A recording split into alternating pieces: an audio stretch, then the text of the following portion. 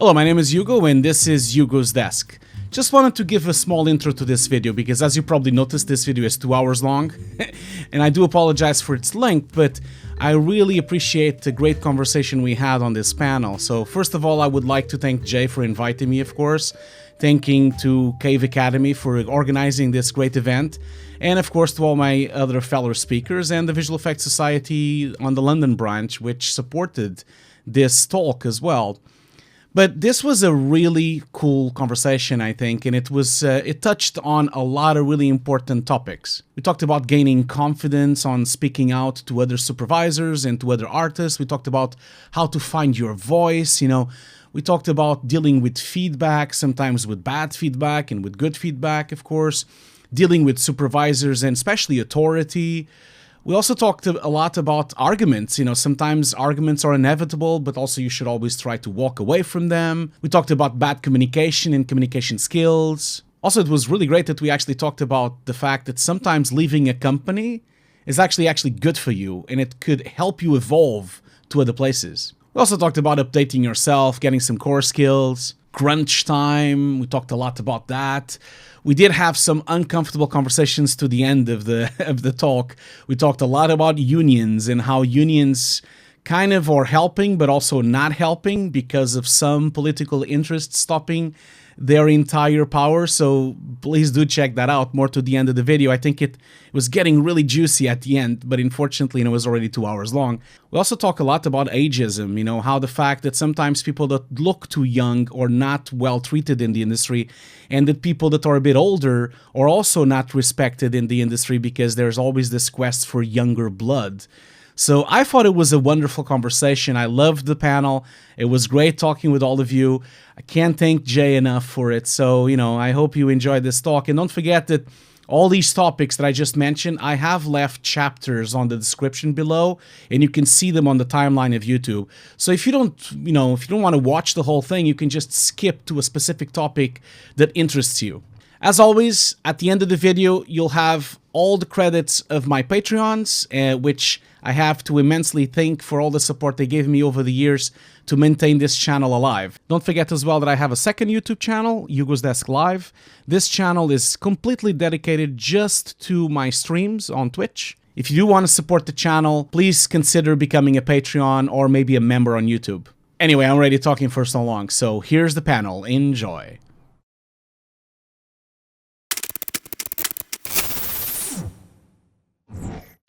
So hello everyone and welcome to Cave Academy in collaboration with VES London for another kind of catch up. But these are meant to be called masterclasses, but they're kind of just weekly sessions on something, let's say. This week is more of a panel discussion where the topic is finding your voice. It's about speaking out. It's about having the confidence to speak and maybe when you've not had that confidence to speak out against something. If you have any questions, feel free to drop them into the Q&A and I'll then throw them at the panel. I've got a series of questions that have already come in that I'm going to start with. But again, at any stage, we want this to be kind of an open discussion with everyone who's attending. So again, feel free to just ask any questions along the way. I am monitoring the chat as well, but the chat can get a bit, goes past quickly. So use the Q&A if you want something. If everyone's okay to do a quick intro to begin with, is that all right? From you four, and then we'll just start having again, it's just going to be a conversation piece. It's not going to be a grilling of any kind. But yeah, Michael, are you happy to start? You're in my top left, and maybe we'll just go round. Okay. Yeah, my name is Michael Morgan. Hi, everyone. I'm an animator. Been animating since 2000. Working in video games, TV, and feature, visual effects. So at the current time, I'm working with Rebellion in their film department, helping them develop their animation in the film. So that's me. Cool. And Hugo, you happy to go next? You're kind of... Yeah, of course. So my name is Hugo Guerra. Hello, everyone. I'm originally from Portugal. And I live and work in London. I've worked in a lot of different places. I've been head of compositing at the Mill, and I've worked at Nexus. I've worked at Jellyfish for a brief moment, Sony, PlayStation as well. as a VFX supervisor for PlayStation San Diego, and now also I was a director at Fire Smoke. Currently, my daytime job is with Morgan, actually, with Michael. I'm directing the a trailer for Rebellion Studios. So, yeah, that's me. Great. And Deborah, if you're happy to go. Yeah, sure. So I'm Deborah, although everyone calls me Debbie. Either's fine. I have had 25 years experience in visual effects, compositing, being an artist and then a head of department. Very recently, I've taken a sidestep. So I'm not currently working for a studio. Instead, I'm self-employed as a coach, and my coaching specializes working with people in VFX. Great. And Melinda, if you're happy to jump in. Hi, I'm Melinda Ozel. I'm a tech transplant. I was in the tech industry working on face tracking and emotion tracking. I specialize in facial expressions and the mechanics of the face. And I have recently, in the last year or so, pivoted toward the creative industry a bit more. So that's been fun. And I also run a blog called Face the Facts, which is how I ended up getting into the creative industry. Cool, great. And then if we've lost Deborah, I think maybe she'll pop back in a second. Yeah, she's back. Cool. Okay, so thanks everyone. So the topic is finding your voice, and I guess the first question I wanted to start with is, in the creative industry, have you been in any situations where you found it difficult to find your own voice? And I guess everyone's from a kind of different background. Melinda, you've come from tech, going into more VFX. Deborah, you're VFX. Michael, animation, feature animation, and Hugo on the kind of directing, compositing side. So there's a mix of backgrounds that you've all had. So have there been any situations where you have found it difficult to maybe speak out? You don't have to go into any details of exactly what it was, but just more the kind of, how you felt, I guess, essentially, in those moments. I can throw something in there if you like, get the ball rolling. I guess thinking of it from an artist perspective as a compositor and having managed a lot of compositors, I think it can be really difficult if you don't know what's expected of you. So you don't know what you're responsible for. So I think with compositing, many compositors are very creative and very artistic, and yet they don't know how much of their own ideas they should be sharing, showing, or whether they should just be following instructions.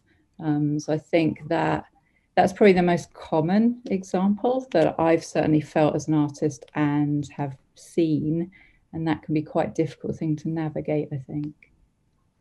Yeah, I guess with you saying that, it's a case of knowing, you get feedback and everything, or you get assigned something, knowing how far to push it. Some people will literally do exactly what they've been told. And then there's times where you see people who will take the initiative to push things further. And in that sense, I see that kind of thing. But what was coming to mind for me in speaking your own voice, and I remember working with the BBC once, and the whole team, they wanted to express themselves to, say, the manager, the boss. And you have the whole team, everyone's got this opportunity to speak up and say how things are going in production quite badly for them. And then, you're all around in a circle, and it's like one of those, those cartoons where you're in a line. And then we were ready to speak our truth or whatever it was, and everybody steps back. So I'm there in front, and I'm like, I thought everyone was ready to talk. And sometimes you think people are there ready to speak all together, but sometimes you can be out in a limb or on the limb where you speak and your whole team has stepped back, and then it's like you're in the firing line. So the reason why I mention that is because when you're in your first years of going into the industry, you might feel like, I've come from uni and it's going to be like, I can do whatever I want. I'm animated, I can do all this stuff. But you got to realize that you're working on a production, with a team, with all these people around you. And that's something that's quite new. So it's trying to have your voice, but also know that you're working with other people and it's not just your vision, basically. So it's that whole balance. And then also, hopefully your team has your back and you're not there speaking on your own, if that makes any sense at all. Yeah. It does make a lot of sense. And I funnily enough, like, it's funny that you're saying that, because yes, it is true. I think artists in general, not to repeat everything that everyone already said, because I completely agree. I think artists in general lack sometimes the courage or the conviction to actually speak out, and I feel like that is an untapped thing that people should really learn to do. From experience, as I was head of compositing at the Mill and supervisor on many productions and on a lot of different projects, I do feel like sometimes, unfortunately, some people are too shy to talk about or to actually to speak out if they're not happy with certain things. And that is, of course, a skill on of itself. And I feel like everyone on this audience or anyone that is going to watch this video later should really start thinking about that. If you feel like you are not very comfortable on speaking out, and if you feel like you're not very comfortable on putting your line in the sand or making some kind of making some kind of demand because something is, you're not being treated correctly or your feedback is not fair or certain things are happening, I definitely think you should learn how to do that. And that is a skill, of course, and for that you probably have to, like, if you don't feel comfortable, you probably have to get some help for that and maybe read some books and maybe watch some tutorials and maybe get some coaching and those kind of things. But I definitely feel like all artists should speak out always, at all times, because whenever you're being treated unfairly, either by a feedback or by a client or by a supervisor or in the industry in general, it is your right to speak out. And you shouldn't really be afraid of losing a job. First of all, like, when you actually have, if you're working on a good company, they will have resources to talk to them. You'll have human resources, you'll have some kind of thing. You can also, of course, talk with an union as well, and they can help you with that, just so that you feel that you have some kind of backing. But I definitely feel like artists are not very good at speaking out and also not very good at branding themselves either. That's, of course, another conversation for another day, maybe. But I definitely think they lack the skill set of communication, of hearing as well, of transmitting their thoughts and sentiments and ideas, and especially to stick together, like Morgan was saying. It's true. This happens all the time. You agree on something and then you go there and then everyone just vanishes. It's like you look back and it's like, oh shit, I'm now alone here and I'm like facing the fire. So yeah, I don't want to prolong too much, but that's how I feel here. It's one of those things of, when you're just saying though, I think people are afraid that they'll lose their job, get blacklisted, or come off as that joker that's always complaining. Yeah. Like you're some kind of diva and you've only just stepped in the industry. Yeah. It is a tricky one.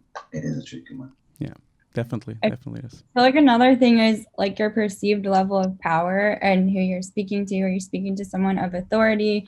A lot of times people in lower positions of authority or power feel less confident to be able to speak up, but like, it's still important to, just because someone is in a higher power than you doesn't mean that their opinion or belief is necessarily more right. So you kind of just have to learn to trust your intuition more and just go for it. Even if you need to find an ally or an advocate of some sort, that can be super helpful, but authority doesn't mean correct.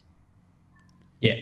I mean, that reminds me of, whenever I think of authority and people being correct, it reminds me of the film Matilda, where I think Danny DeVito says, I'm right, you're wrong, I'm big, you're small. And then she figures out, actually, I've got a bit of power here, and there's a good shift. Yeah. But, with everything you've just said there, I think there's a couple of things I want to pick up on. Firstly, I guess they're speaking out against creative notes, which is kind of what Michael was talking about. And then they're speaking out, and Deborah, you were talking about in compositing and artists speaking out. And then you've got speaking out against, attitude, bad attitude sometimes, where someone is treating an artist not fairly, or they're being discriminative against them. And then Hugo, I guess a big word that you mentioned, which I always think about, is communication. Yeah. people sometimes just don't know how to communicate. And you mentioned some of the things they could do there, which is, read books and look at, videos, etc. But have you found when you started off in the industry that you maybe weren't as skilled in your communication skills than you are now? And you're able to actually... Of course. I sucked at the beginning, of course. That's the thing. Like, you have to take matters into your own hands. I was terrible at talking or even communicating in any way, especially because English is not even my first language. I'm Portuguese. But, after speaking in English for like 20 years now, because I've kind of been working with British or American companies since the 90s now, so I'm used to it now, but it took me a long time to have the confidence. I think that was the worst part. It took me actually a long time. I think I feel confident now maybe on the last 10 years. My career is 20 years, so only half of my career has been with full confidence. And I feel like a lot of people like say, to me, and I tell them, you need to speak out, you need to like communicate, you need to like do those things. And people say, oh, I'm shy, or, I'm embarrassed, I don't want to do that. And I understand that, I really do, because, I was there on the past. I was a bit shy and I was a bit less communicative, but I don't want that also to feel like an excuse, because it is not an excuse. There's always a way for you to solve certain parts, I'm not saying that everyone can lift their shyness away, but at least you can probably develop some strategies to at least be better at that, because it will truly help you in your career if you can speak out and communicate correctly and also understand other people, because visual effects and artistry and like all all the work that we do, it's half of the time communication than anything else. When I was working as a senior composer at the mill, I spent half of my time in meetings and dealing with feedback. I didn't spend my entire time in front of the box working. I think people sometimes forget that. So I feel like people shouldn't really shouldn't hide behind the fact, oh, I'm just shy, I'm gonna walk away. They should try to make an effort on that sense. And I know it's difficult. I really do think it's difficult. And goes without saying, to everyone watching here or watching later, if anyone ever wants to talk, just message me. I'm always ready to talk about these things and help out anyway, in any way, shape, or form. I try to do it all the time with my students and people that communicate with me in LinkedIn, which are many. But to answer your question, that's it. Like, people should make an effort to learn more and how to do this better. I think that's it. You just have to be better, I guess. I guess that's the sentence. Yeah. It's one of those things of being able to speak, especially when you first get into the industry. It's quite hard, and it depends on your background as well. Like, depending on what culture you come from.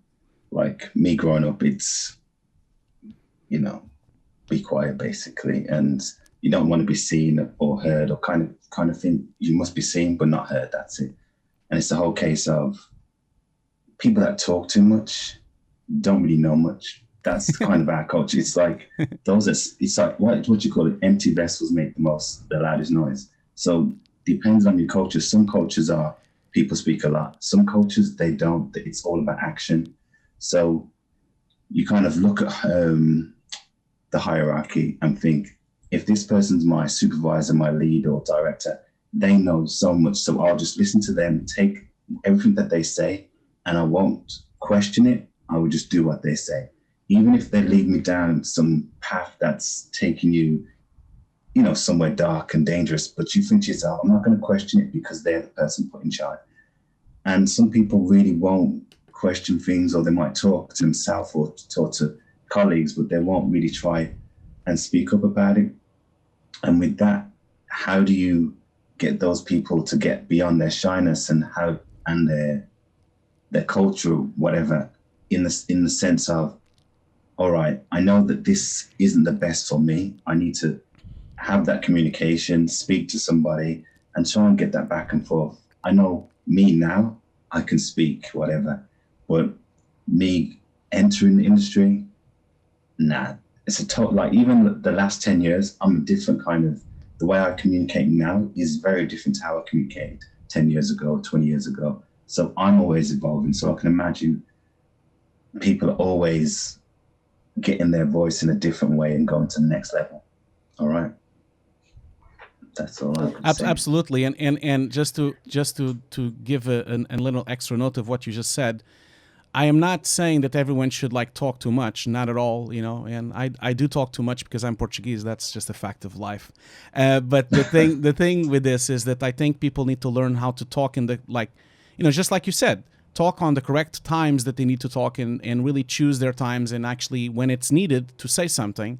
And of course, it doesn't need to be a long sentence. It doesn't need to be a long conversation, but at least to talk out when it's needed and when it's necessary. That's the key thing here, really, I think, you know. Yeah.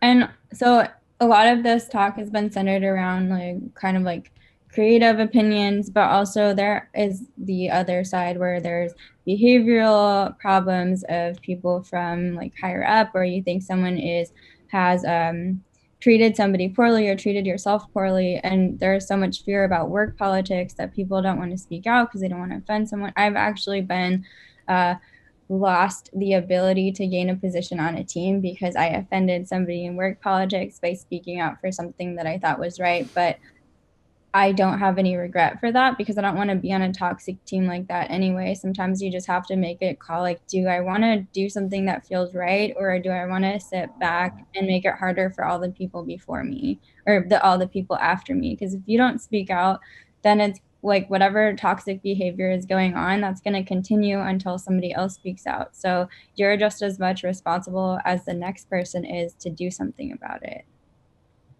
Yeah, I definitely agree. And it's one of those things it's funny, I guess we're all on this panel because we speak out. But if you do speak to a few people and you find out that they'll feel, if I speak out like what you just said, Melinda, it's a toxic environment. And if I speak out, then maybe it's going to be bad for me. You know, my head's going to get chopped off. I'm going to have a bad time. And people who are coming after me, it might be better for them.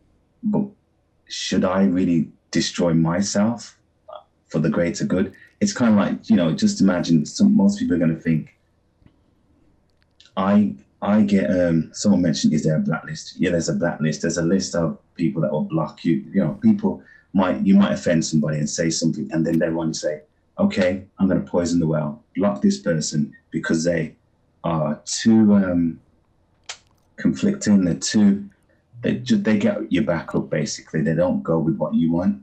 So if that happens and you become that person, you might be helping everyone around you, but you become that person that's struggling, if that makes sense.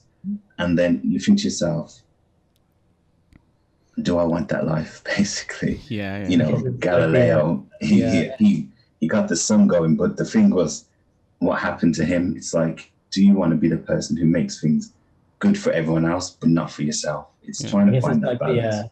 The Kaepernick NFL player, where he spoke out, essentially. He did the knee, and then after that, for him, he could get into a team, but he started to change things. So you would essentially be a martyr, you're saying, if you speak out. In some cases, it's not always going to be that extreme. Yeah. No. I'm just talking extreme. No. Yeah. But it's funny what Michael. Oh, sorry. But it's funny what Morgan is saying, like because it is true. Like people should always choose to be in this situation or not. They have the power to not be in that situation. That has happened to me many times in my career, you know, and I've spoken out a lot, and I've always tried to do that. I've left companies because of this, because of toxic environments, you know, like I'm not afraid of saying it. I tell people all the time, you know, I was working in a very, very big company, you know, I was like at the mill, and I felt like it wasn't good for me. It wasn't helping me in my life. And of course, it's nothing to do with the people there, but just the way the clients deal with things, and the way that projects are done, and the way that all the BS that was happening behind the scenes, and all the political ramifications of it. And I just one day just said, no, I'm not doing this. So I resigned and I left. And I think everyone has the power to leave and do something else, you know, and I'm much more happy now for it, because now I don't need to go through these things, you know, through these political things and through all this BS that they had, and all these problems that kind of prevent me from being an artist, which is what I really wanted to do in the first place. So, you know, I scaled down, left that really good position. I was, you know, on a roll there, and open my own little small company, doing my own little projects, and I'm so much more happy. I have more time for my wife. I have more time for my pets. I have a life. I have much more relaxed with myself as well. Don't have so much stress. And it was really it's really dangerous. That's why I'm saying that people should really consider if they speak out, that's the first step. And then if it doesn't work out and if no one cares, you should leave, because it's like it could be bad for you. It was bad for me. I had like all sorts of headaches, and I was exhausted, and I was working too long. Not that anyone was forcing me to do it, but the company itself was putting me on that position. They were indirectly forcing me to work too much, and which is what happens because companies, they have their own problems. They have their own shareholders. They have their own profits. They have their own clients. It's not like sometimes they don't do it in purpose. Sometimes they just let they leave people behind because they can't attend to everyone. And sometimes the company just has to look out for themselves as well. So stepping back, and I saw in the chat, John was saying that, that he's walked out of jobs. And I have walked out of many jobs because of these things, because of these kind of problems. So, build yourself up so that you can walk away if you need to as well. Definitely. It's, it makes me think of, if we're talking about the culture as well, different countries, different culture, but I feel like working in animation, visual effects, TV, it's not that it's a fast turnaround. I don't know if that's the right way of saying it, but because you come in at, say, 8 o'clock or 9 o'clock, obviously doing work from home now, but it's a lot of it was you stay, it's the last man standing. If you leave at 6 o'clock on the dot, you have people telling you that you're a part-timer, and you think to yourself, as long as you can get your work done within a certain amount of time that's allocated, then that's good. But then if you have this culture where it thinks that the longer you stay, the later you up until midnight doing work, then you're a real trooper. That's what you've got to be doing. But then you start to think, the flip side of that is, if you're working from 8 in the morning till midnight, are you productive?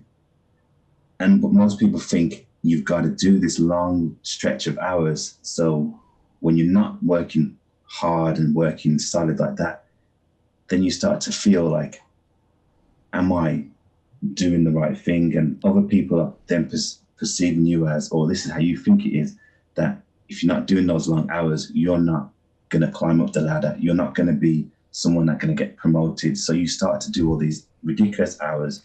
You start to burn yourself out. And even if it hasn't been forced on you, somehow that cycle goes into play.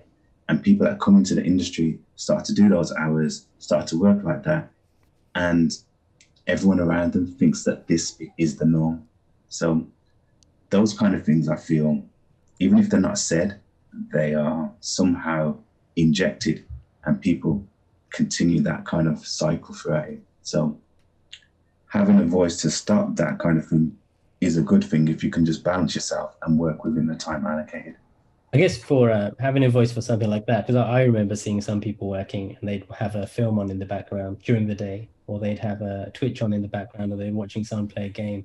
And I'd say something like, and I have done this to people, I said, no wonder you stay late. You're not, your concentration level, you're watching two things, or you're working while playing. And even the artist would freak out and be like, no, I'm fine. I'm actually working as efficiently as possible. And it's like, there's no way. Yeah.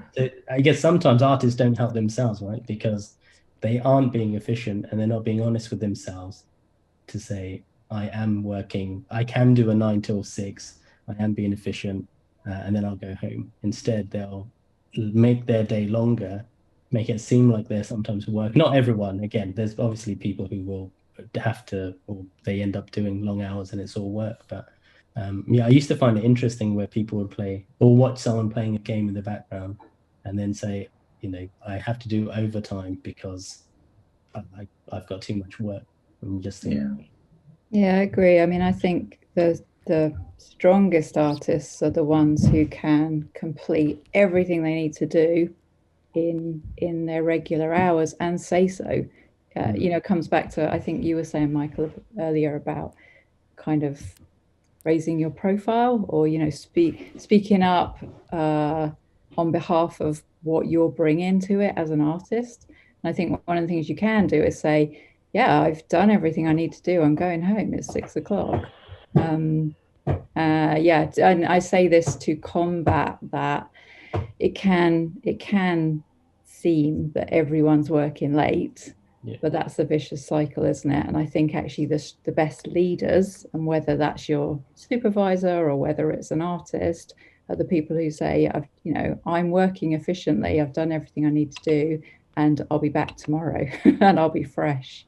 So I guess on a project though, there are times when it will just be a silly deadline. Like, it is a 3-month deadline to do what is a 9-month project. And at that stage, do you find you are able to speak out and say, we're going to burn these people out? Because that, I think I've seen situations like that where it is just a crazy schedule. The artists get it done. They do work overtime. Some may get rewarded, others may not. But in those situations, would you maybe speak out and say, hang on a minute, I am doing crazy stuff and there's nothing in it for me, really. The studio wins because they get their project out quickly. But as an artist, I'm just, doing your bidding for nothing to gain. I think it comes back to communication again, doesn't it? So does everyone understand? You have the studio or the show team manage to explain what the situation is, and have the artists sort of bought into that? Is it, I realize it's going to be really tight, I realize it's going to be really long hours, but I want to work here, I want to work on this project, I love my shots, I love my team, I'll do the extra hours? Or is it, I never signed up for this, you are taking, piss, quite frankly, and I'm not prepared to do this? And I guess it's always assessing what feels right. How do you feel? So how do you feel? And if it doesn't feel right, if you're feeling taken advantage of, that's when you have to consider, well, what action am I going to take? And I think as well, where we were talking about quite extreme examples of speaking up about injustice, which is obviously really important, there are degrees, aren't there? So you might feel, I'm not entirely happy with my work situation, so what can I do about it? And then I think it's a case of considering, how do I communicate this? Who can I bring this to the attention of? Who's going to care and do something about it? Who's in a position to do something about it? Is it just me leaving the company, talking with my feet, I'm not going to work here anymore? Yeah, that's a powerful statement in itself.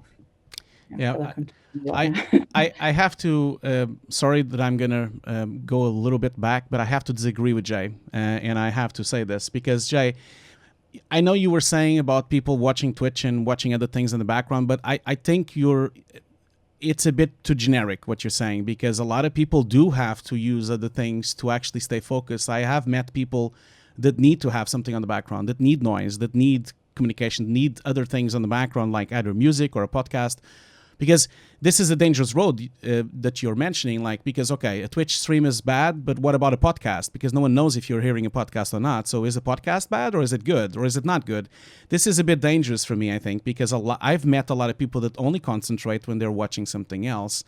And I feel like also this discussion of, you need to be always focused, you need to work these 8 hours, it's really good. That is exactly why I left these companies. I don't agree that we should all work like that. And I feel like we sometimes forget that this is an artistic work as well. And like anything that is related with artistic vision, sometimes there's just days that it doesn't flow, and other days that it flows better. Art is like that. Sometimes you're more inspired than other days.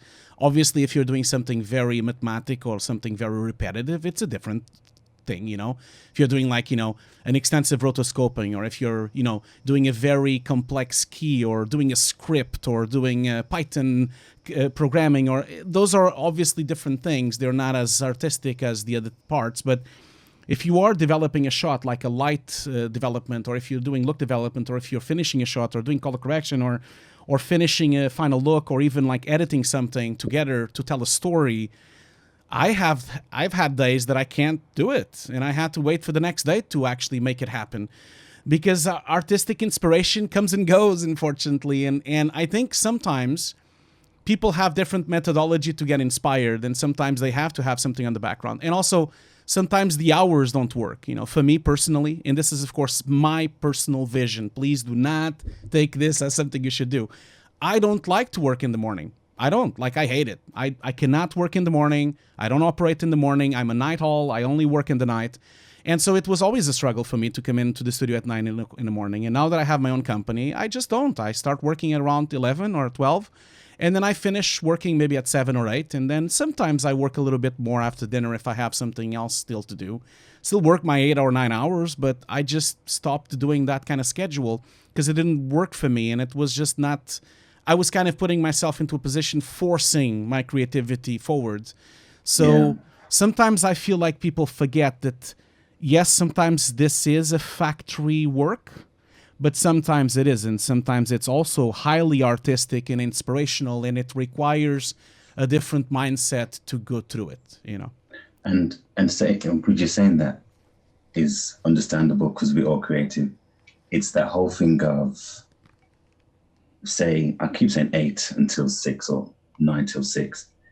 We've got that time frame, and creativity has to flow. It might flow. Like literally, sometimes you do have mornings where it's just like your brain's not working.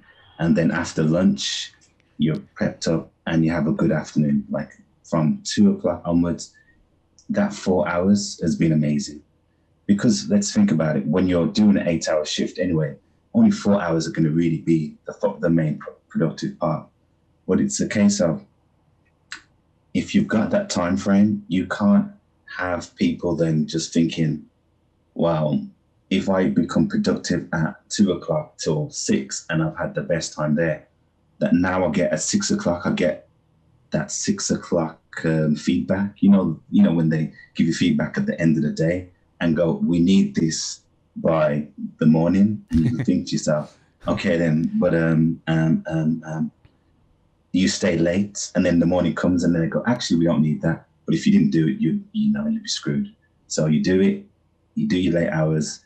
So what I'm trying to basically say there is, how do you speak up to those kind of things? Because if it becomes a regular thing where every time 6 o'clock comes, you're going to get extra feedback, you're going to have to work until 10 o'clock. Your morning is like nothing happens in your morning. So basically your day has moved over, and now you're working from 1 till 6 or 1 till 9. But your time is from, this is very specific, I'm finding actually. But it's like, how do you start to talk when things is changing and you're trying to figure to yourself, I want to use my time effectively, and I want to make sure that I'm not just blurting out and going against something for the sake of going against it, and then people just saying, well, you're just too hard to work with. Do you know what I mean? So it's just how, as a person, you want to be able to know how to speak up, flow with things, and know that they're not pushing and being kind of I don't even know what I'm talking about now. But no, I think it makes no sense what both you and Hugo both said, which is almost not customizing the artist's working experience, but it is kind of making sure that what works for them is fit for them. As in, if the podcast in the background or a Twitch stream in the background works for them, and they're productive, and they're submitting their work on time, and that's good. Or if they have to come in later, stay later because they want a feedback loop at 6 p.m., which is bonkers as it always is, then companies, I guess, they will have to evolve to suit what they're asking artists for and the working kind of approach that an artist might have. It's not I guess that would be flexi time would be good on that. Go on, sorry. Oh, it's cool. It's not just artists either. Like most of my work isn't necessarily creatively based. It's like research based or writing based. And when I feel like my whole life, I've never felt like I've worked a standard full 8-hour day, like full productively. I'm also one of those people that needs to have all these different distractions going on, because if they're not there, then I'll trail off or like get distracted, like actually distracted by something else and stop doing my work. it's not just like getting inspired to do art, but also how much is my brain functioning right now? Can I even comprehend what I'm reading on this paper? How do I write this response right now? I have social anxiety, like mental health also plays a huge role in it too. Some days I do have to just be like, I just can't do anything today. I'll take it on tomorrow. When I was on like a more standard work schedule, working at Facebook, it was really hard for me. I would have to stay late hours because I wasn't able, I felt like I had to be at work at a certain time where I would be judged, but I couldn't be productive at that time. So then I'd have to like stay late in order to get whatever I needed to get done. And it was just, I feel like I'm so much more productive now that I can work on my own schedule. And we also have to remember that sometimes when you're not in a work setting, you're still doing work. Like I'll be watching a show or a movie and I'm like, that's a great facial expression. I'm like studying their facial movements. So you have to remember that just because you're not working doesn't mean you're not working. Like we have to honor that we are like gaining stuff and growing from other experiences as well. So like I had another point, but I totally lost it. Cool. Okay. So in terms of, I guess we've kind of touched this. How do you find your voice, let's say? Like, for example, do you go for a walk and think about things? Do you run over things in your head in the shower before going to a meeting? Do you have any sort of kind of techniques that you'll do? Or are you now confident enough if you're in a meeting, someone says something that you're not impressed by, you would just say right there and then, hey, you need to back up a little? And then get fired. I feel like it depends. It depends on the context. Like, am I speaking to someone where I feel like they'll be reactive? What is my current like level of authority in this situation? Like, there are probably a lot of things that in the future, when I feel like I have like more power and like I'll probably speak out on even more things. Right now, there are certain things that I feel safe speaking out about, and just like the level of likelihood that I would be to speak out on things changes depending on my context and how comfortable I feel. And you also like, it is sort of a game. Like you do have to be a little bit political or a lot of bit political about it, depending on what it is. Like the more extreme of a thing it is, the more you have to strategize, and you do have to seek advisement from, you have to have trusted people you can go to and talk to, because if you just run off your mouth and not think about what you're going to say or like what the consequences could be, that could be bad. So it is important to speak up and kind of like develop a gut feeling of what it could be okay, but be realistic about the consequences. So context. Yeah, definitely. It's case by case. You look at it and you want to be respectful. Look and go, how to deal with it is very much a case by case thing. If it's a case where everyone's just shouting at each other and it's toxic, then obviously that's a situation that you don't want to be in. But if it's a case where they're expressing themselves and you want to make sure that you're being heard and they're actually listening to you, then speak up in a way that basically, bottom line is just be respectful about how you approach things. That's how I would look at it. Yeah, I agree. I think that there are so many variables and this could be any number of different scenarios, but I think it's always best to speak in like a calm, considered way, which, I think that's what you're saying about being respectful. And if you feel that you're feeling something so strongly that you're not going to be able to clearly communicate a very important point, I think it's absolutely fine to say, I do have things I'd like to say, but I'd like us to have a conversation later about it. To give yourself, if it is a situation which is very tense, or you feel, you might start crying, because you're feeling such strong feelings, it's fine to basically say, can we talk about this later? I'd really appreciate, or talking about it in a different scenario, because if you're in a room full of people, you don't necessarily want to have what could be quite a difficult one-to-one, especially if you feel like you're on the back foot and, you might find yourself in a difficult situation. So I think it's fine to to not feel that you have to speak up there and then if you don't feel comfortable doing so. I think it's fine to kind of buy yourself some time and say, you know, I do want to talk about this. Can we schedule a time later today or tomorrow? And make sure you've got the right people there for it as well, depending on what that meeting is. Yeah, because I find, you know, once you can get out of that environment, and even if you're outside, get some fresh air and just able to breathe, then once you come back, it's a lot clearer.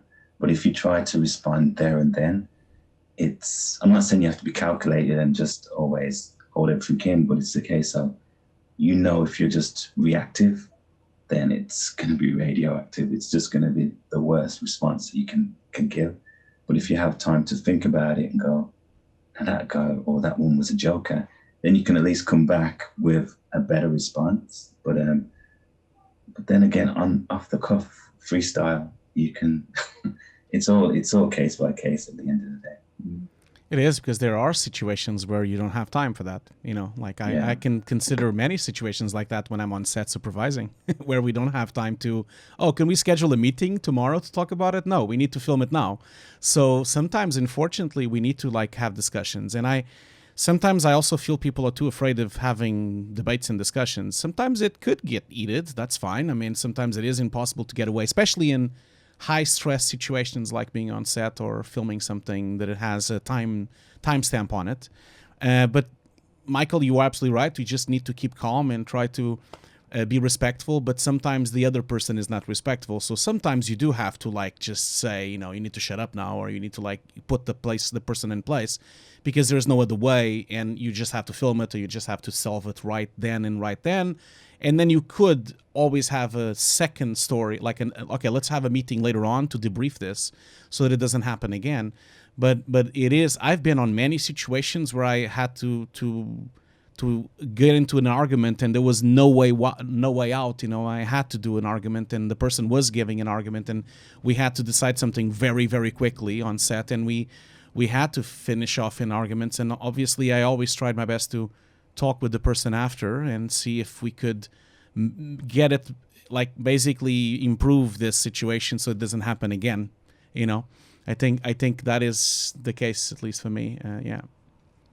But I guess you know, wording and language is pretty important at that stage. Like, for example, Hugo, when I mentioned about watching stuff and working, your wording was "I disagree" rather than "I think you're wrong," because I guess saying someone's wrong is a bit harder than "I disagree." So I guess language and how you, like you mentioned, you've had to have certain arguments, but I guess if you do go away and you think about the wording as well, hopefully it doesn't come across as aggressive as it possibly could be in situations. It's funny what you said there, because it is true. I just literally just disagreed. That was it. And because you also are right. You are. Because if you think about it, there are people that abuse this. Absolutely, they do. They abuse it and they put a film going, or they're playing Doom or doing whatever on the background. So there are people that abuse it, but I've also met people that really I am playing Doom now, by the way. I'm actually cooking at the same time as well. I feel like you know, going back to your question about and by the way, I just need to point out that where is he on the chat? I just saw a really funny thing from, where is he now? Oh, is he gone now? From here, yeah, Paul. So Paul is just saying being fired can be fun. I agree with this. Like sometimes being fired is, you know, and hi Paul, how you doing? Sometimes getting fired could help your career as well, because you can move on and go to a new place and kind of like experiment something else. So that will also happen. I just wanted to mention that because that was so funny reading that from Paul. But going back to your question about finding the voice, for me personally, whenever I need to find my voice, either if I'm going to go to a meeting or I'm going to present something, I'm going to do a keynote, or I'm going to like maybe have to deliver something, or I have to have a very tough meeting or something, I really make an effort to relax before I do. Like it helps me a lot, at least, to do that. You know, I get into a chill moment where I kind of like breathe in and breathe out, and I walk a bit. You know, either I walk with my dog when we used to be able to walk around anywhere, of course. Or, you know, sometimes I just play a video game. I like video games a lot, and they really, really chill me and really relax me. So it is very important for you to find what works for you to kind of really, really come into the presentation or meeting or whatever discussion you're about to do in a very calm way. That's at least what I do personally, you know. I just want to make another comment about the going back to the, like, sometimes losing your job is like really beneficial to your career.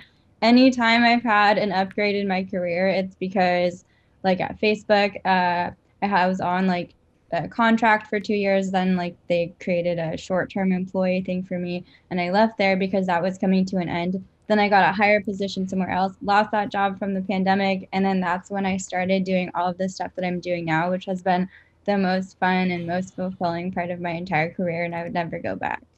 So, like, sometimes just getting over the fear of, like, not having that security or being pushed to try harder or do something different, that can be so good for you. I wouldn't be here if I hadn't lost my job. Yeah. Here. Yeah. I completely agree with you. Yeah. Here. I'd still be existing. But. Yes, exactly. Because it's so true, isn't it? Like you are, because it comes down to, you know, if you're really good, if you're good at your job, you know, in some way, if you're either good in whatever job you do, really, like, it will always end up, you will be successful somewhere else as well. You know, it always ends up like that. And sometimes it just becomes stale. Sometimes you do have to leave, and sometimes you need to get fired and leave and kind of like say, no, I'm not going to do this anymore. You know, I'm had it and I want to do something else now. And a lot of I have exactly the same experience as you, Melinda. Like, it always been better for me. Always. Whenever I left, I've never personally been fired, but I've been let go. You know, like those kind of wording that they give, or you know, redundancy. This is the nice word they give. You've been redundant, not fired, redundant. Okay, but you know, that happened to me many times, and definitely just like you, every time it's been better after that. You know, because it gave me time to consider what I was doing, also gave me time to think about what I was doing, because fortunately when you're working in production, especially working in this high tempo production, you don't have a lot of time to think about things. You just like do and do and do and do and do and do, and sometimes you forget to think, what was I doing? You know, like, you kind of forget. Or I guess you forget why you're doing it. Yeah, exactly. It also made me think, though, I appreciate everything you're saying, but I was also thinking before, when we were talking about, you know, if it's a heated situation and maybe you just want to take yourself out of it and calm down and be considered, it made me think about the amount of times I would have quit my job if I had acted on impulse. Yeah. And the amount of times where I thought, I've had enough, I've had enough. But instead of saying that, go for a walk around the block, chat to a friend, you know, just think, I'm going to sleep on it, and then think, okay, wait a minute, this is a bad day or a bad week or a bad month in actually what is actually a job I do still really like, and somewhere I do still want to be, and there's still things I can achieve. So let's put it in perspective. So you know, on the flip side, just by having this conversation, it's made me realize the amount of times that if I'd acted on impulse, I would have quit. But I'm glad that I know myself well enough to know that actually give yourself overnight, think about it, and then see if you still want to leave. Mm-hmm. Yeah. But don't you think, Debra, that because you're thinking, like, if you have think about that for so many times, don't you think there's something wrong then, because you're thinking about those things? Because definitely if it's happening in a, you know, for my situations, whenever I had to leave because I couldn't take it anymore, it was because it was happening repeatedly. So I had to kind of like also kind of make a decision for the benefit of myself. Like, don't you think there is also like a limit, isn't it? Like, you can't, sometimes walking and chilling doesn't work anymore because it's gone too far. Wouldn't you think? So it's like you're tolerating it, basically. Hence the thinking about it overnight. And if you ultimately think, actually, no. And I think where I say multiple times, that's over many, many, many years. Like I say, I've been doing this for many years. So, and I think each time it would be a different situation, which I'd then think, okay, what can I do to improve this situation? And how long am I going to give it to see if it does improve? And, you know, then you go through, then you're back to being perfectly happy where you are, you know, and then a year or two later, there's something different that you then have to just think, okay, how do I feel about this? Can this work for me or not? It's a decision at the end of the day, isn't it? But I guess what I'm saying is I know that I want to make a calm and considered decision rather than a heat of the moment decision. Of course. Yeah, you don't want to get too emotional straight away. But at the same time, it's like what you're just saying, Deborah, is, yeah, you don't want to get to the point where you're just tolerating it. So it's like a bad marriage or relationship, you're just putting up with the abuse. But it's also, I would say it's a check-in with yourself every 6 months or a year, knowing that, look, am I going in the direction that I want to go in, or am I just putting up with this? And this is what I expect to be the way it should be, and I'm just going to go. And then 5 years later, you realize you're still in the same place, having the same issues. And you think to yourself, actually, I should have left 2-3 years ago, or I saw the signs back then, but I ignored them because I just thought that this was just the way it should be. So it's knowing to yourself, having that time frame of, say, 6 months. Is this going well for me? No. Okay, should I give it another 6 months or should I go now? It's like knowing that you don't want to be doing it forever, basically. I guess some people probably wait for others to tell them or ask them, is it going well? Like, I guess you have the confidence in yourself to assess your own situation and see if it's working. But for some people, do you think they'll probably want someone to say, hey, how's it going? I think you could do this or that, or... Well, I think sometimes companies are complacent a lot with that, and that's the case for the companies that I have quitted because I couldn't stand it anymore. Was because the company was just complacent. They were like, no, it's gonna be fine tomorrow, and at that situation was like, okay, I've told you this 1, 2, 3, 20, 30, 50 times now. I've talked with HR, I've talked with the CEO, I've talked with this, I talked with that, I talked with everyone. No one cares. So, okay, bye. Like, I mean, at some point, the company also can become complacent and they are expecting the person to, he's just complaining. So I think also like you also have to be careful with, you know, I guess the bottom line is like you try your best to explain the problem, you try your best to talk it out, you try your best to reach out as much as you can. If the company is supporting you, then of course absolutely you should make changes and then act on them, and then the company can help you with that. If the company doesn't care and they're just looking at deadlines and everything else, then it's time for you to walk out and kind of like move on to a better company, I think. Because I have seen many companies that become complacent and don't really believe entirely on the complaints, you know, like, he's just like complaining, he's always a bit like that, a bit grumpy. So it happens a lot as well, you know. Yeah. So I'm just going to ask a question which is kind of connected to companies and HR. It's from an anonymous, I can't say that word clearly. We have all heard of stories of artists voicing things that are covered up by HR, or where they felt they had to sign a contract that puts them in a really bad place. What advice do you have for anyone in that position? I personally think that I've seen this many times from experience dealing with a lot of juniors. A lot of times people don't read their contracts properly, and I feel like they should really read their contracts very well, and if they don't understand something on their contract, they should show the contract to someone that understands it. And I know that costs money to contract someone to read it or to get advice, or, you know, it's probably not even that much money, but I'm not talking about having like an actual lawyer, but there's a lot of people that can give you advice. I, for example, personally always show my contracts to my union, and then the union tells me certain things about the contract, and that works really well for me. It's been working for me for years and years. I'm part of the Back2 union, and they help me a lot with these things. And I just feel like people need to be careful because there are standard contracts that have very weird stuff in them, like non-disclosures, and also like you can't work on this industry after, or there's a lot of things that are actually, you know, sometimes the company is not doing it in a bad faith. Sometimes it's just written there, you know, it's just there. And it's absolutely in your power to say, hold on a minute, could we change this, or could we change the wording or here? Or it's even more powerful if you come back and say, I was talking with my lawyer and they said this and this. And that helps a lot because then they say, oh, okay, you actually went and checked it. And then you have a negotiation, and there's always space for negotiation. There's always a way, you know, either negotiating certain terms or giving up some others or giving up others. Like there's always a way to do it. So I think to answer that question from our anonymous writer, I guess it's all about you putting yourself in a correct position. So be careful on what position you put yourself in on the company that you're making the contract with. Make sure you have an escape way of escaping that contract. Make sure it's not gonna damage your work and damage your reputation, or just be careful with that. And there is so many places you can go, especially I think I've given one example that works for Britain, of course, because I know not everyone on this audience is in Britain, but contacting a union usually helps a lot on that sense if you don't want to go through buying the time of a lawyer, I had a similar issue with a contract, which was I didn't read it properly at the time, I should say. And then there was a clause in there because HR got in touch with me and said, you can't be doing this because it's in your contract, you can't do it.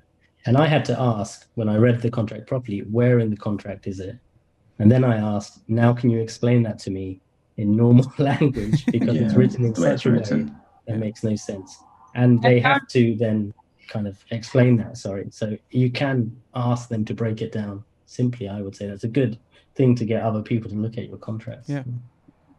There have been a lot of random things in my contracts that when I there's the standard stuff, but then there's always one or two things in there that don't make sense. And even if you don't have the resources of having a lawyer or a union, you can still, even if you look over it yourself, you can probably find in many cases, one or two things that just don't make sense. And all you have to do is, hey, I don't really understand this. Why is this in here? Can you explain it to me? And in a lot of those cases, the clients are like, oh, actually, this is a standard contract that we usually use with these type of people, but because it doesn't really make sense in your situation, so we'll take it out. It's not a big deal. No, not even a problem. It's just simple. It's an easy mistake. For example, one of them was I had to have all these security measures and proper measures for security on my computer. I'm like, what is this? I don't think I can do this. And they said, oh, actually, this is for when we're working with large companies that have all these different devices and blah, blah, blah. It just was not relevant to me. But technically, if I had signed the contract, I would have been responsible for something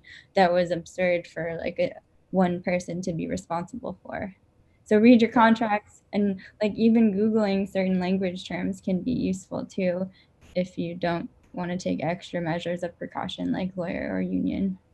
I definitely agree. It's one of those things of talking to HR about your contract, and because you get offered to work on a project, it's a dream project, whatever the thing may be, and you're thinking to yourself, I just want to sign the dotted line as soon as possible and get in there. And that hastiness can get you into a situation where you don't know what you just signed, you don't know how it's going to backfire, and things might happen. So definitely get HR, definitely get whoever you can to have a look over it and talk with them about it, because you can't talk to your mom, and you can talk to your mom, but you can't just talk to any random person. You should always talk to your mom. Come on, you should always talk to your mom.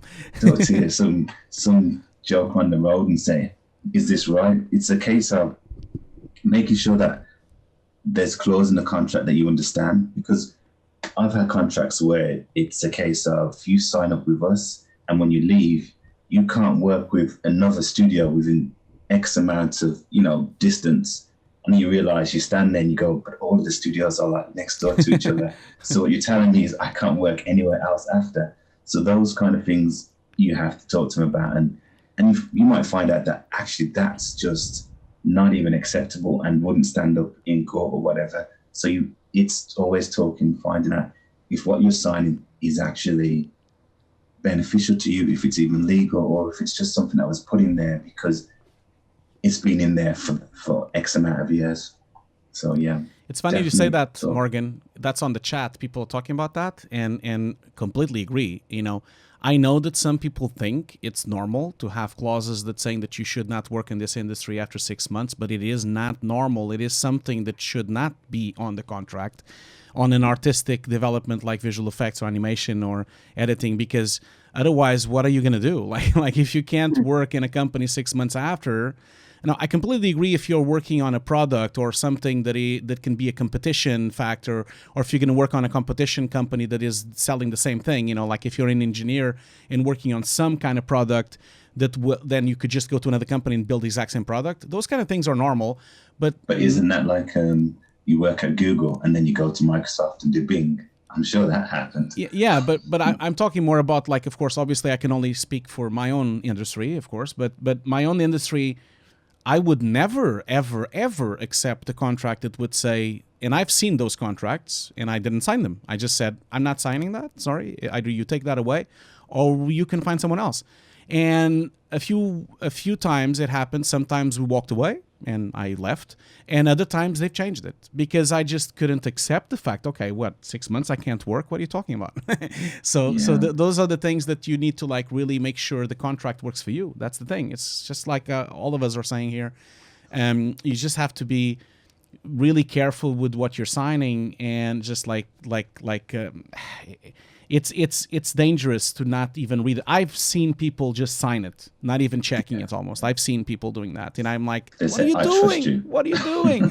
What are you doing? Don't do that. Like, because even if it's not a matter of trust of the company, just check it at least. I've seen that a lot happening with juniors, and people just, like, they're so eager to work, and they're so they want so much to work on that undisclosed sci-fi film that they just forget everything else, and they shouldn't. This is still a profession, and still like it's still a career, so. And that's the thing is, if you're saying in the chat, because I can't read and speak, but if you're saying people already are thinking that's the norm 6 months out, 6 months, then that's already quite scary, because you think to yourself, every generation is going to think so many things are the norm, to the point that the norm is being stuck in your wardrobe, animating in the dark, and that one day will become the norm. You think to yourself, that's not really healthy. So these unhealthy things slowly but surely become the norm. That's not the way it should be. It's also a matter of, like, self-respect and valuing yourself and what you have to offer. I feel like a lot, like, part of the reason this happens a lot to junior people is because they don't have, like, that inner self-confidence yet from experience. And so they're like, I'm so grateful for this opportunity that, yes, I'll do whatever you say. But if you actually value what you have to offer and you value yourself, then you are a self-advocate, and you need to advocate for yourself. I've had to see a career coach about, like negotiation tactics and looking at contracts. Like, it's super important to just remember if you are just willing to sign whatever, you're treating yourself as, like, disposable. Like, oh, if I don't do exactly what they want me to do, they'll just get rid of me and find someone else. That means you're not valuing yourself and what you have to offer. So you have to, like, really hone in on your self-confidence, and, like, if you don't have it now, you just have to find a way to learn to grow it. Otherwise, you're going to be abused, and it's going to be difficult for you to ever, like, have a good harmony with your work and your work-life balance. You're just going to always get taken advantage of. Cool. Okay, I'm going to just pick a few more questions just on a topic again about contracts, because I wasn't really thinking of discussing contracts, but it's such an important bit of finding your voice as well, right? Because you are signing part of your, I won't say soul away, but it feels like that sometimes. This is from Sergio, who's asking, what about contracts restricting you to work with their clients after leaving for a year or two? What do you think of those? Well, I think that's a bit more normal, especially in certain situations, if you're working, like I'll give you an example, when you're working in commercials, for example, with agencies and clients directly, it's a bit normal that the company doesn't want you to just take all the clients with you. That's, I think, a bit more normal. But still, you can still negotiate that. I have done that in the past. It is always possible to negotiate, maybe putting even on the contract, okay, if I leave, I'm going to take this X, Y, and Z, just so you know. And that's also a good bargaining chip to say, I might take them because they're my friends, or I know them, or I have a relationship with them. Or even other things like, I signed this contract, but by the way, I can bring these 2 clients, but they will come with me when I leave.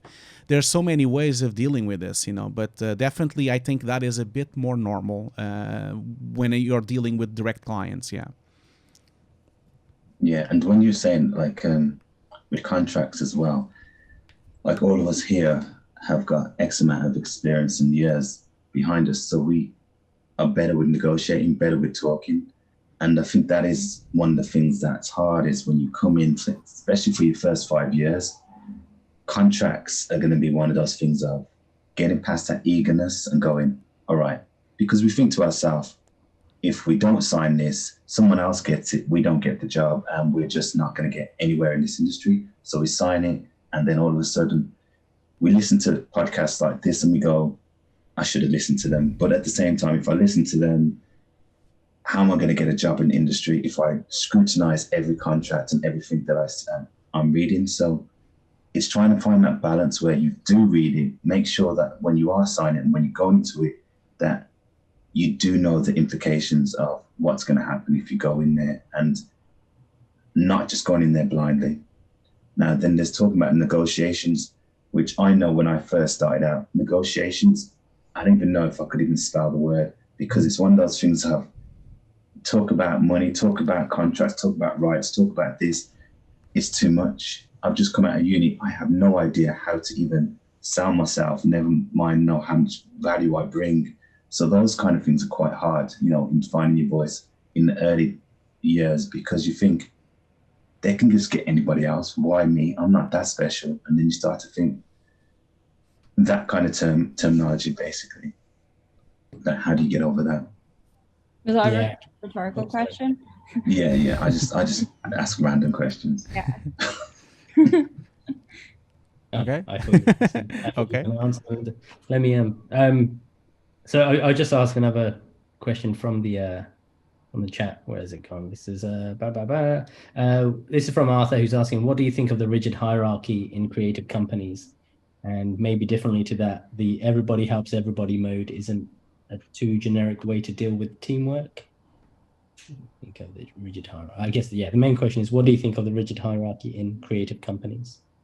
Not every company is rigid. Like Aardman, it's not rigid at all. It's one of those places where you go in and it's just, everybody's just really creative. You can tell by the environment and stuff like that.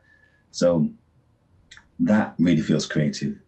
Then you have studios where they probably don't have anything on the walls, and it's very much like a call center. And then you start to see like rigid hierarchies are reflected in the building and the way things are, because you start to realize, is this an artistic, creative place, or is it just a place that we're just pumping out something? Like, is it a factory? And that's when the hierarchy seems very rigid. Yeah, I think you see the best results when you have a creative collaboration. So I think whenever it's possible for teams to work as teams, everybody is there for a reason. Everybody has something to contribute. And the more you can foster that team, collaborative approach, the better the results will be, I would say. Yeah. And I think to answer this question, there's a lot of difference between companies as well. Just like Morgan was saying with Aardman and other companies that are more creative. I felt the same with Nexus as well. When I was at Nexus, that was like a melting pot of creativity versus other places that I've worked before, after.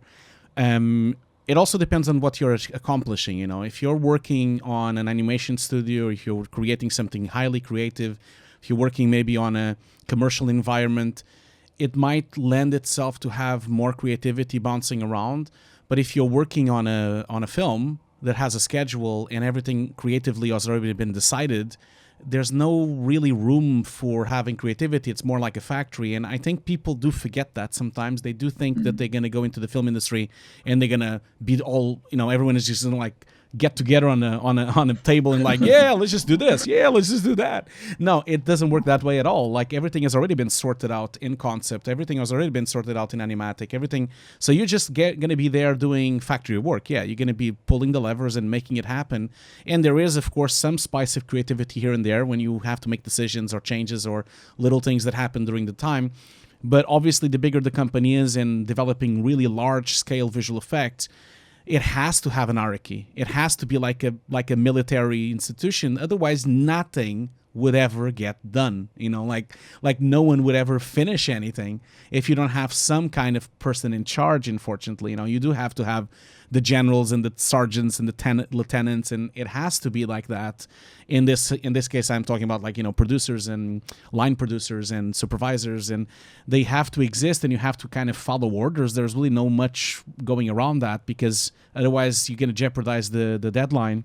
But on other studios, if you're creating something with like 3 people, you know, like if you're doing like an animation, a short film, or a commercial, or something like a video installation, or whatever it's happening that you're doing with like 5 other people, and you have the client there, you're just bouncing ideas and you're trying to come up with something, that is obviously a very different atmosphere. And on those situations, it's much nicer to have everyone having a voice than having a very strict hierarchy. Otherwise, you're not going to really accomplish anything creative. So yeah, so I think there's like 2 worlds here that sometimes collide, but sometimes they're very separate, you know. Yeah, I think that's the thing about, especially with artists, it's going into an environment knowing that you've got to, you know, hit those deadlines, you know, the milestones maybe feels like a better word, because you don't want to have to be on a production line, but at the same time, that's exactly what you do.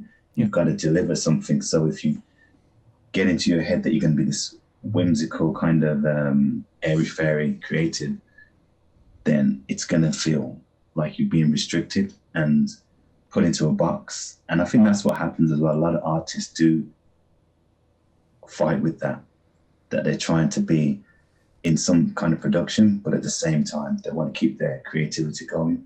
And it's trying to find that balance of making sure that you feel like an artist and not turn into some technical person that's doing technical pulling levers and stuff like that. It's making sure that when you go into that environment, that you're aware of that as well. So you're understanding that we're trying to bring a product to the screen, or the big screen, the small screen, whatever screen you want to call it, but it needs this structure, or else, like you said, Hugo, and the thing about artists, we love to abandon things. We don't actually bring anything unless we have production and people around us telling us to do this, this, and this. You know how many people have done personal projects that they've been doing for the last 10 years, because it's just what we do as artists. So, you know. No, don't make me cry. Don't make me cry with all my projects and everything I've never finished in my life. Yes. There's just a comment that's come in from, I think it was Jorgo. And he's basically talking about, if you are in a big hierarchy, I guess the supervisor and the leaders must also be able to approach a junior and communicate and give feedback. So I guess in terms of finding your voice, it is learning how to communicate downstream as well, not just speaking up to supervisors, but also supervisors, leads, heads of departments, speaking to artists the other way around and communicating their ideas back to them. Yeah, definitely. I mean, I was thinking more about that question about a rigid hierarchy and all the examples where you do need a hierarchy. But essentially, as with any system, it's, well, how effective is each person in their position? And that comes back to communication, doesn't it? So you might have a rigid hierarchy for good reason, but if each person understands what they're responsible for and they're good at their job and they can communicate effectively, it will flow. And if you've got anyone in there who's a bottleneck or a poor communicator, it's going to become a very difficult experience. Absolutely. Here. Absolutely. Yeah. I'm just going to ask another question from the Q&A. It's from Paul Melinda, which is kind of related on production lines and so on. He's asking, do you think many of the artist dilemmas in production and professional settings are derived from carrying the burdens and responsibilities from other areas and departments, so poor planning, essentially?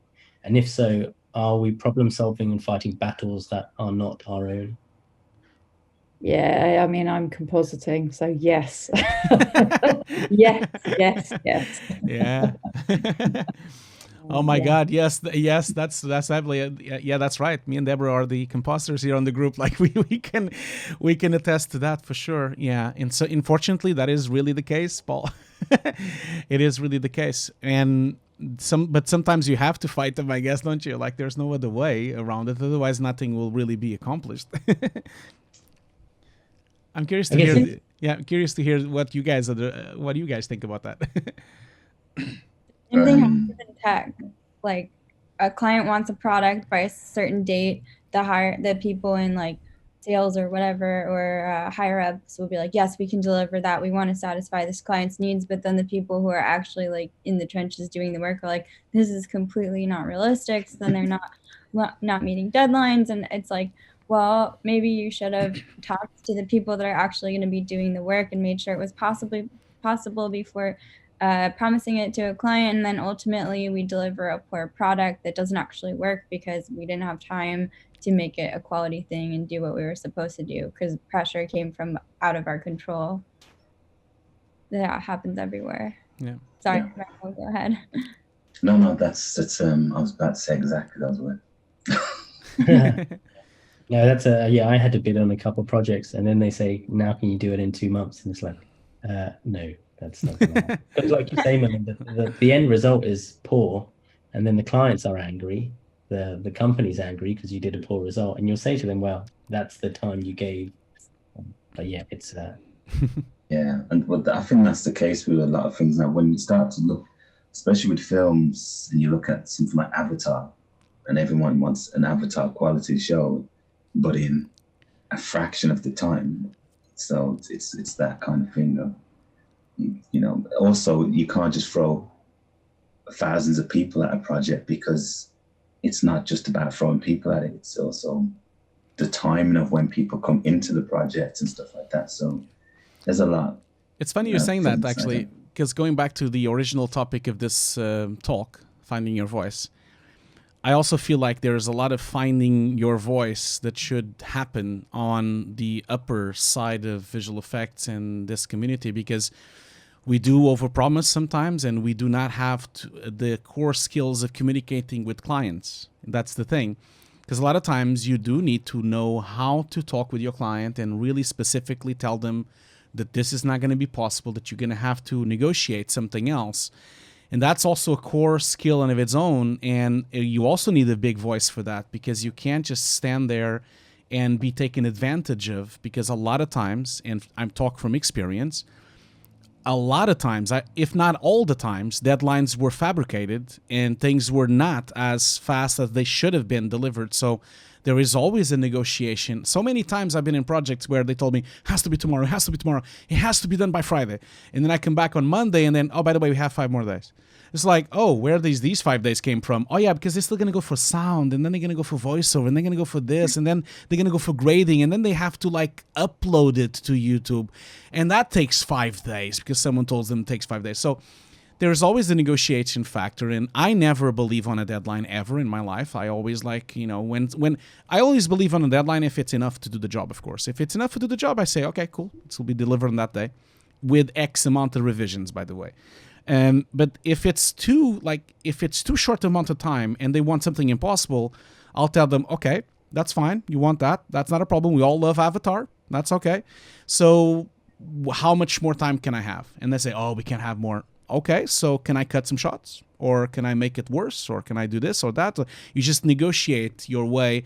And man, 9 out of 10 times, I always hear, they always come back saying, yeah, by the way, we found 7 more days. Okay, great. Both 7 more days in time, but also 7 more days in budget. So there's always ways. And again, negotiation and skills and finding your voice in communication. I guess Debra keeps saying this, like communication. It's so important. And we forget this because we're artists and we're just like on a little bubble doing our work and we're doing this like thing. But it's about communication all the time. That is the most crucial part for you to evolve as an artist and become even better, Yeah, I agree. It's one of those things of we kind of, you hear communication is the key, but when you see it and think about it, not a lot of people who will communicate, like basically, if you don't communicate, you can't get these things to work in your favor. So if you just like head down, yes, boss, and I'll do what I need to do, you're hoping that they're not that way as well with their people, with the people that they're getting the projects from their clients. Because if they're just promising things that cannot be done in the time frame, or they're promising, they're coming from the same mentality of being quiet and just happy that they've got the work, then the cycle continues. And then anyone who's questions that in that cycle then gets booted out because they're rocking the boat. What if, like you were saying, Hugo, if the people who are bringing in the projects and are at the top are able to bid properly, good timing, and if the client does look at a big show and goes, I want something like this, and they can see how long it took the other studio or whoever to do it, and they go, all right then, and they respect that time frame, then that's good. But a lot of people obviously want it faster, quicker, cheaper, but still with the high quality. It's the whole thing of Prada to Primark. It's you want Prada product, but you want it Primark prices. It's like, well, it's not really going to work like that. It needs to be put the quality in, get the quality out, put the time in, get the time out. It's that kind of thing. And yeah, it's having that voice to be able to get that, and the whole team and everyone else who's involved can feel that and not feel pressured to try to produce something in a short time frame and then feel bad for not even being able to deliver it. Even if you were doing 24-hour days for how many months, you're going to burn out, you're going to drop to the floor, and then you're going to need that 6 months after.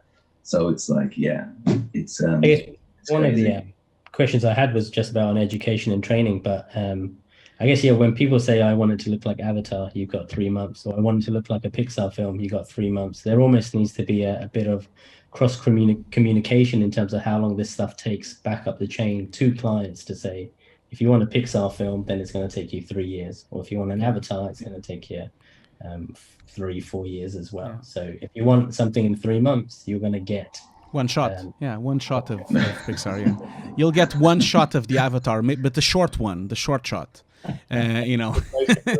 Exactly. Yeah. I'll just take another question from Antoine in the Q&A. And actually, this relates to a question I was going to ask about discrimination. He's asking, I'm curious as to what you guys think about ageism in the industry, and also for the older folks who are looking to stay relevant in this industry. Sorry, you said aging. You said no. Ageism. Yeah. Oh, okay. Ageism. Yeah. Sorry. Yeah. Oh, yeah. I think it is definitely a problem. I think it is a problem in the industry. I feel that all the time as well. I'm getting older as well. I'm like 40. I'm going to be 43 this year. And I feel like the industry, unfortunately, doesn't treat people if they're still on. I mean, when people decide to stay as an artist, because not everyone wants to be a supervisor, not everyone wants to climb the ladder. Sometimes I do know a lot of artists that just want to do animation, just want to do comp, just want to do those things. They don't really want to climb the ladder. But I have seen a tendency in the industry to prefer to just get fresh people in, and because they're cheaper, it's always like about the money, unfortunately, but they kind of neglect the amount of experience that person could bring to a team, which could in fact mean that they could probably make double the work and be so much more productive and so much more profitable for the company. But I definitely think we do have an issue, and there's this kind of cycle, especially on the big cities of visual effects like London and like these kind of places where they know how easy it is to replace people, and they kind of like, do that. They replace people, which is unfortunate. I wish that the industry was a bit better at that sense, but I definitely have felt those things, where the industry doesn't support enough of people that are a bit older. For the second question about how to be relevant, that is, of course, with everything. It doesn't really matter if you're young or old. Being relevant is just a matter of you having a pulse into the industry and just keep updating yourself with the latest tech and the latest stuff that is happening. And always at the same time, the most important things, and I see this on every talk, and I'm going to say it again, core skills are the most important thing. So as long as you're good at lighting or good at photography or good at animation or good at telling a story, you'll be fine, because the software is secondary. Always try to be agnostic with your software, but completely strict with your skill set of core skills. And then you'll be fine as well. You don't have to always chase the latest thing that happens, because sometimes it could just be a fad. So I would be that. I don't want to talk more, but I would love to hear what the rest of the panel has to say about that. Yeah, I would just basically agree with that, because as long as you've got your core skills, that's the main thing. And in the sense of being older, yeah, because I've reached that 40, plus where you feel like the industry is hiring a lot of 20, basically when I came into the industry, I was what, 22, 23.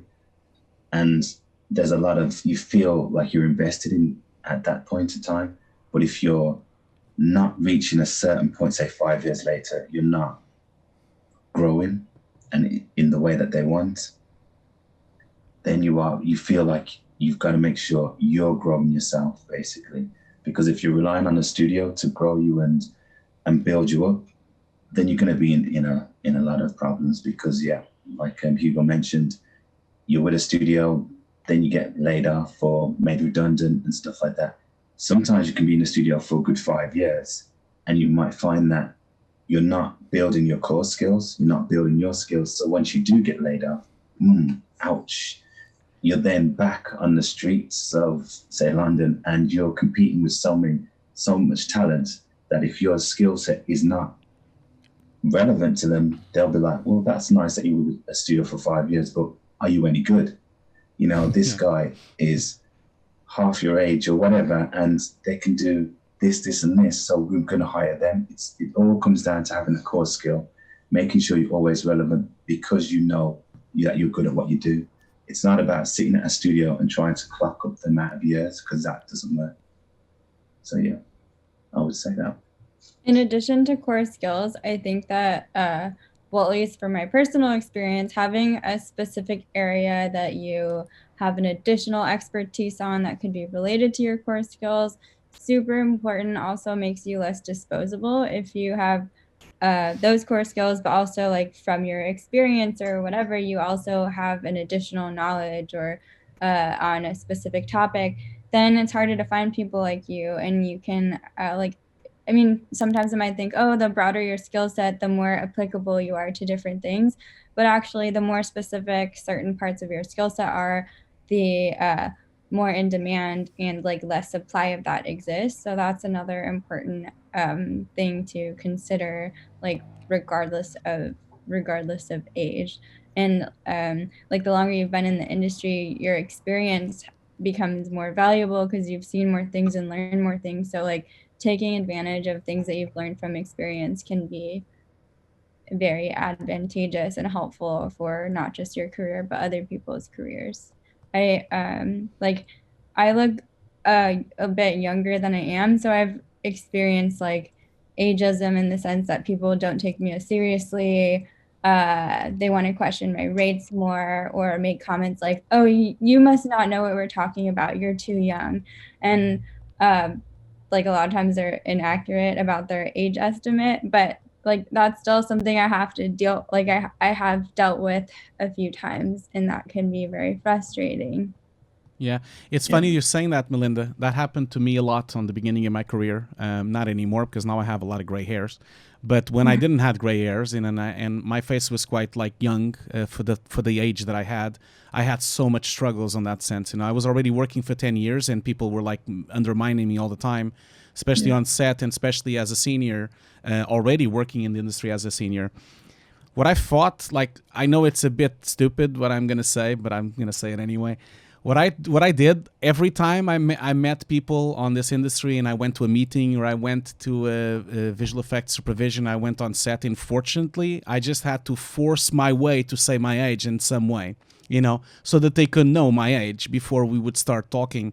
And I know that sounds stupid, but I always did that when I was younger. I kind of like went to a meeting and said, oh, I'm starting to feel old. I'm already 42. I would just make a joke of it so that I could make sure they knew how old I was. And I think that helped. That helped a lot, you know, and I had to. There was no other way because like you said, Melinda, I was ignored. The people were like, you don't know what you're talking about. And you had to like answer back, well, actually I do. I've been doing this for 12 years, you know, so it's that is very problematic. A lot of my students also suffer from that as well. Because of course, obviously, some people just look younger. There's no, you know, and I have no beard, and I have no like real beard like a lot of people do. Like it's trendy now, so it's difficult sometimes. Yeah, it's one of those things of if you don't look, like you said, gray hair or looking older than you are, so then people don't look at you in that light where they think you don't have the experience. Because if I say I've got 20 years and people go, you don't look like you got 20 years, because how could you possibly, you must be 30 or whatever. And I think, no, obviously I got into the industry at 23, so obviously that makes me 40. But doing bad maths here. But it's one of those things of, yeah, if you were looking for promotion, people might go, you haven't had enough years under your belt. And you think to yourself, like you were saying, I've got 10 years, I've got 15, 20. How come I'm not open for promotion? The work that I'm doing is obviously getting you the clients that you need. So how come you don't want to promote me? But I'm good enough to stay in the company, but not good enough to evolve and go up the ladder. Yeah. Those kind of things you start to question, and you start to have to leave and go other places, and you see that you're in demand in different places. So it's not just a case of staying where you are. You know that you're good at what you do. People think you're too young or not the right age or whatever the case may be.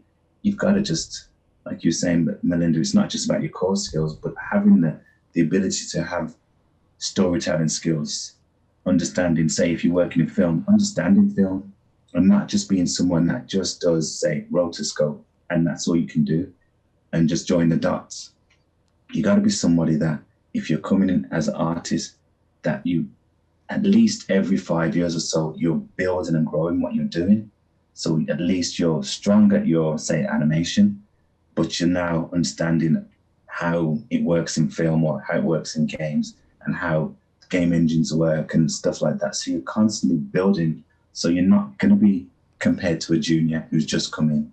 Because the worst thing that you could have is doing this for 10 years and then you and a junior, and someone puts you both together and goes, I'll just use a junior because they're a lot cheaper and they can do what you do. And it's like, ouch. Yeah, I agree. I agree with everyone. As in, core skills are important. Experience is valuable and should be valued. But you do need to remain relevant. You do need to continue to grow. You need to invest in your own growth as an artist in a very fast moving industry. One of the reasons this industry is exciting is because of all it's always developing, right? And I agree with you, Hugo, it's not about always needing to learn the latest software.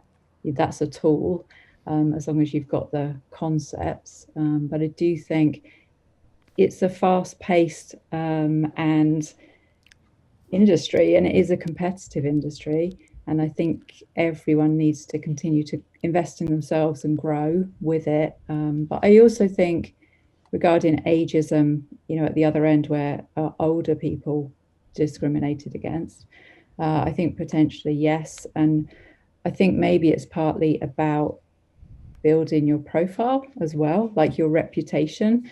If you've got a network and you're known, and therefore there's that professional respect, therefore people understand the value you bring, and you know that in yourself, then I think you can, pitch yourself at that level. And I think maybe there's a difficulty where people just quietly get on with what they've always been getting on with for many, many, many years, and then find themselves in a situation where, oh, now I'm thrown into the marketplace and I feel like I've competed with juniors. And I think sometimes it's about, well, own your success. You have been doing this for 10, 15, 20, 25 years. Be proud of that and state it. Don't sort of be overly modest and humble. You do have more experience than a junior artist, but you might need to communicate that clearly. If that makes sense. It does make sense. It's funny that one thing I would add to this conversation is that these kind of things also are a cultural thing as well, because I've worked in 3 different countries, very different from each other. And I've worked in Portugal, where I was born. For 3 years, I've worked in Sweden, which is very different from anywhere else I've ever been in my life. And then I've been here in London. And it's so funny how this ageism conversation is very different, for example, for Sweden. In Sweden, people are usually they grow in the companies really fast, and people become quite quickly, on a very young age, leads or supervisors or this and that. And I've noticed that it's just a cultural thing that they have there. They don't really believe that it should take too long and it should be like decades to reach this and that. I don't really know exactly yet who's right and who's wrong, but I have noticed a huge shift when I was in Sweden and everyone around me were like producers and seniors and this and that. They were like 20 something years old. And then I go to Britain, coming back to working in London, and everyone was like, okay, you need to work for like 9 years to get to this. So there was like two separate extremes in that sense. You know, one place was too young, the other place was too old, because I don't think any of them are correct. Like in Sweden, I think they're too young for their positions. And I think in London, they take too long to evolve. So it's like we need to get something in between here, because you shouldn't be really taking 8 years to graduate from junior to mid, but you also shouldn't take 3 months like it happens in certain countries in Scandinavia. So I feel like this conversation is different in a lot of different countries, for sure, you know, so. Just on that topic of leads taking, you know, or leadership in general. This is from Emily, who's asking, do you think people taking more leading roles in the industry should get training in leadership skills and project management skills or similar training? Yeah. Yeah. Yeah. They're terrible leaders. Yeah, they're terrible at it. Of course they should. They should. Absolutely. And I don't even know how could you not do that? I can't even consider myself, oh, I'm going to be a supervisor now. No, I'm just going to do exactly as I was doing it before. No, it's a responsibility. People need to like, especially if it's a bit of a off their comfort zone, because it is totally different to lead, totally different to supervise, totally different to have to deal with teams and with their problems and their issues, and it's so different. Yeah, I had to lead an Emily as well. I don't know if it's the same Emily, back in Montreal, and yeah, she can tell you, being a lead, it's not easy, especially if you're so used to being an artist, and then you're now all of a sudden you're a person that the whole team is looking to, and you think to yourself, oh, I can't just sit in my corner and just do my animation. I've got to actually deal with these people as well. So you do need training on that. Yeah, definitely. it's a whole different skill set, and when you're in that position as a lead or a supervisor or line producer, you're going to be affecting the working lives of other people. And the other side of it as well is, I think we see people get promoted into positions where they have more responsibility, but they're not necessarily given any support in terms of training, and that causes stress for that individual. It's not fair, really. You're not really setting them up to succeed. So I think it's essential. Yeah, whether you seek that yourself or whether your employer is able to provide it, I think it's essential. Yeah. And then also people think if you're technical, then you're a lead. It's like understanding what a leader is the first thing before you go in there and just say, oh, this person's good at cashing or, you know, whatever the case may be. So let them lead the project. It's like, no, that's not really what it's all about. Leadership. Do they understand the film? Do they understand game? Do they understand what they're doing? Not just, or even let them lead because they're the best animator on the project. That also doesn't really transfer well. So yeah.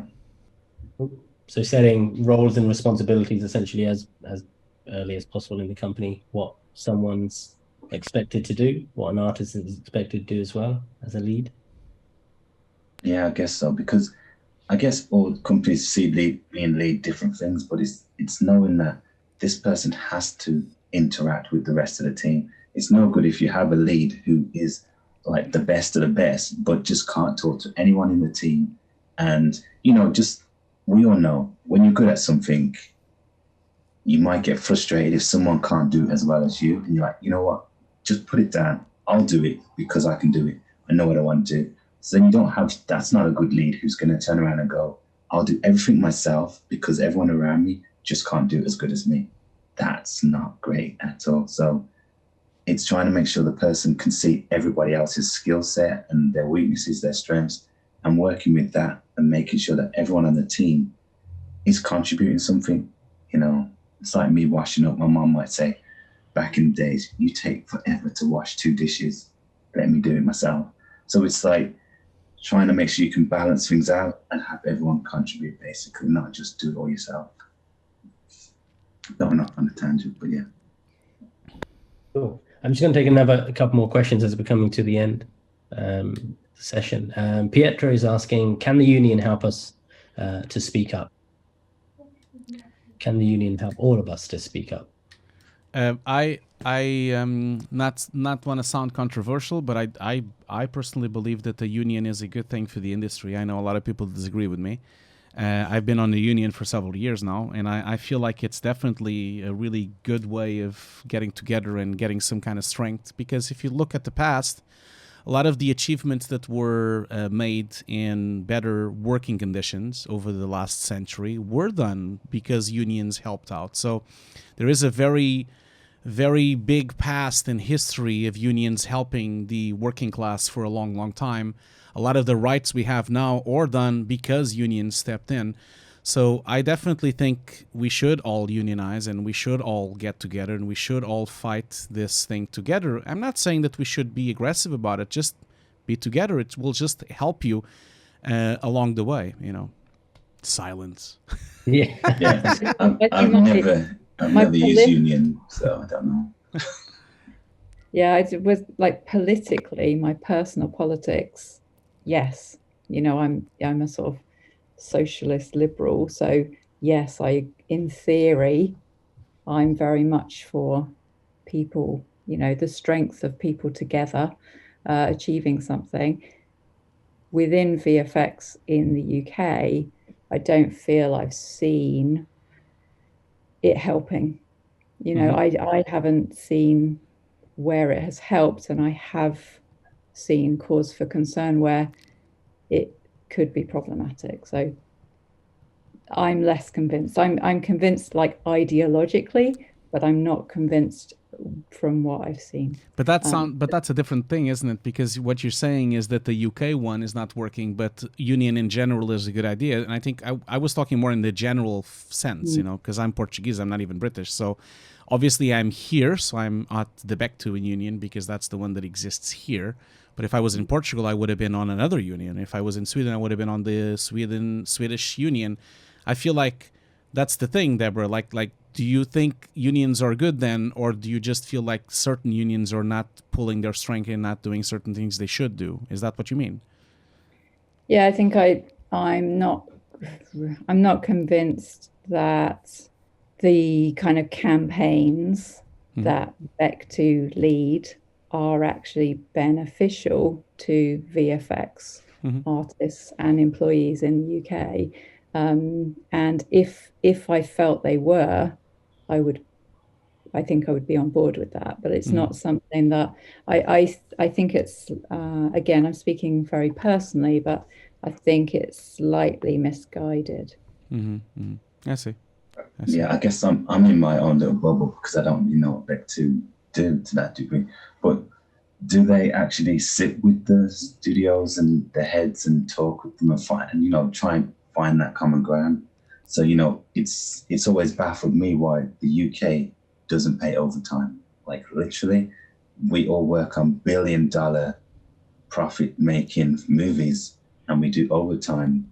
And if you go to other countries, you get paid overtime. So I'm guessing it's probably because the pound is so expensive. I'm not sure, but it just doesn't make sense that it's acceptable not to get paid. Doesn't make sense at all. No. Yeah, it doesn't make sense. I would say that, you know, yes, I agree with Deborah that Bectu could be better than it is. Of course it could. You know, I feel that they could do much better. But I personally think it's better than nothing. Like, that's the thing. Like, not having anything is worse. And I feel that they do sometimes fight the causes, and sometimes they don't. And sometimes they fight the correct ones, and sometimes they fight the wrong ones. They have a lot of misleading. And I think that comes, I don't want to be controversial, but I feel like the management of that comes, the problems come from being managed by people that are working in the industry. And that is a problem, because how can you be working in the industry but also fight the industry? It's a bit like, how are you going to have any kind of clout if you go to a meeting and you're actually working in the company that you have the meeting on?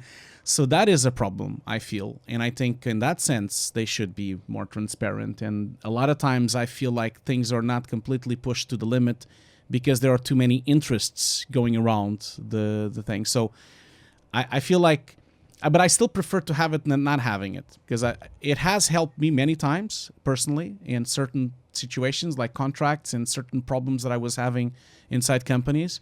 I've seen other people that I know that have been helped with it, but I've also seen a lot of like a lot of things that never happen and never go anywhere, and a lot of promises, a lot of fuss, and nothing happening. So I also see that, and I really think that there's two problems contributing that. One of the problems is too much people involved in VFX or working on it inside the union. The second problem is I think they need to have more members for it to have more strength as well, because then we can come in and actually make our voices heard as well, because the only way to make the union better is if we force them to be better, as well. So yeah, I mean, I don't know, maybe it's just because, I'm trying to be optimistic, but I feel like it's better than not having it, I feel, but Is this it's a problematic question. It's definitely a problematic question. But is it the case where I think when I was looking at Beck too, was you have people, if they sign up, then they're put in a position where they feel like studios will look and go, oh, you're a union, then you're a troublemaker kind of thing. That's something that I think is hard for people as well. They feel, I don't want to get into such a situation where studios know that I'm involved in this kind of organization, and then they're going to use that against me. Yeah, So, I get that. But you see, that's the problem with that is because no one actually, they have such low numbers, and that's why that happens. If they had higher numbers, this was not an issue.